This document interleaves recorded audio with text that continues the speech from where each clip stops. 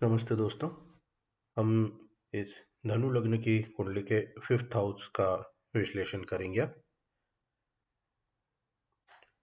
पंचम भाव सिर्फ बच्चों का नहीं बल्कि आपके पूर्व पुण्य पिछले जन्मों के कर्मों का बैंक अकाउंट भी है। स्क्रीन पर आप देख सकते हैं, यहाँ पे एक नंबर लिखा हुआ है। ये मेष राशि दिखाती है पंचम भाव में। इस पूरे चार्ट का अगर हम पंचम भाव को बेस लेके देखें तो इस चार्ट का सबसे बड़ा एक्स फैक्टर है उच्च का शनि, जो 11th हाउस से अपनी 7वीं दृष्टि सीधा 5th हाउस पर डाल रहा है।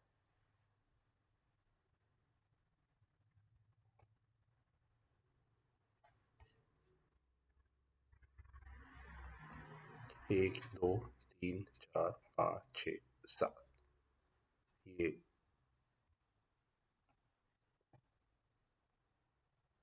शनि यहाँ वायु तत्व राशि में है और अग्नि तत्व घर को देख रहा है। इसका मतलब है कि व्यक्ति की बुद्धि जो है वो हमेशा लॉजिक और फैक्ट्स की खोज करेगी।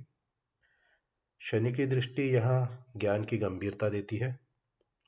ऐसे व्यक्ति तब तक चैन से नहीं बैठता जब तक वो किसी सब्जेक्ट की रूट तक ना पहुंच जाए। इसका एक मेलेफिक ये भी हो सकता है कि ऐसे व्यक्ति जब कोई कोई चीज़ खरीदने के लिए भी सर्च करेंगे तो वो बहुत ज़्यादा रिसर्च करेंगे। अगर ऐसे व्यक्ति आईटी, लीगल या इंजीनियरिंग में हो तो ये अच्छे रिसर्चर बन सकते हैं। अब आप लग्न में बैठ के गुरु की तरफ देखिए। गुरु की 5वीं दृष्टि, एक, दो, तीन, चार, पाँच, 5th हाउस पर है।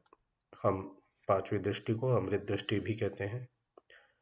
गुरु जो है वो जीव कारक है और 5th हाउस जो है वो संतान का।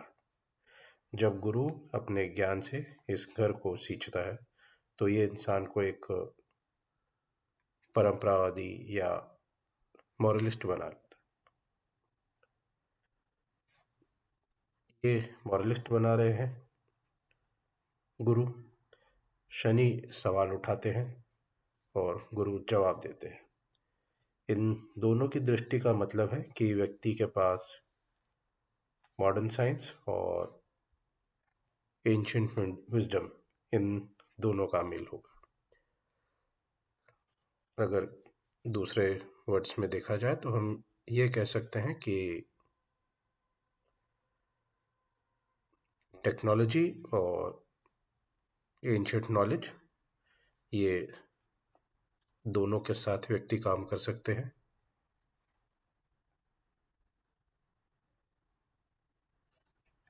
अब बात करते हैं इस घर के मालिक मंगल की, जो 12वें घर में ही अपने घर में बैठे हैं, फर्स्ट 12th।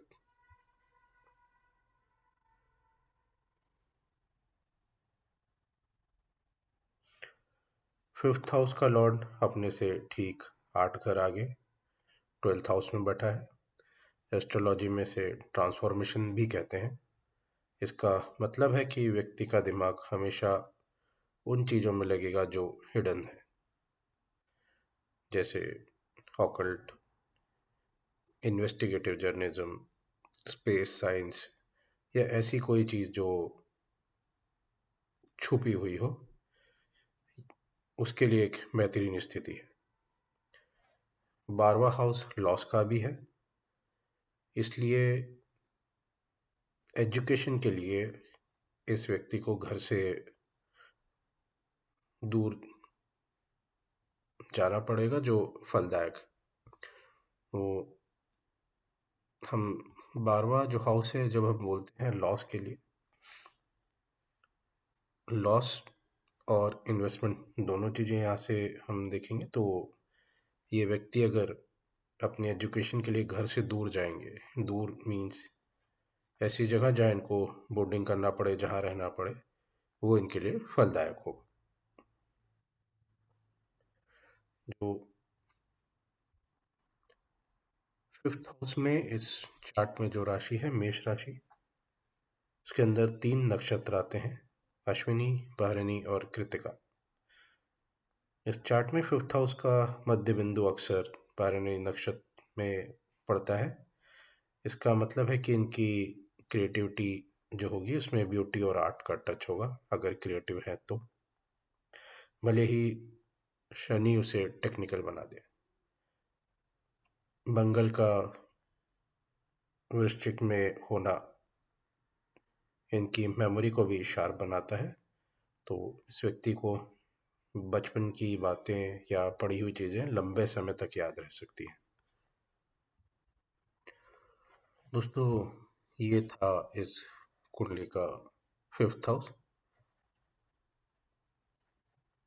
मैं जो भी बोल रहा हूँ वो आपसे वही बात कर रहा हूँ जो एस्ट्रोलॉजी बोल रही है, और अगर रियल लाइफ में उसको रिलेट किया जाए तो जो भी ये बात की जा रही है वो सच है।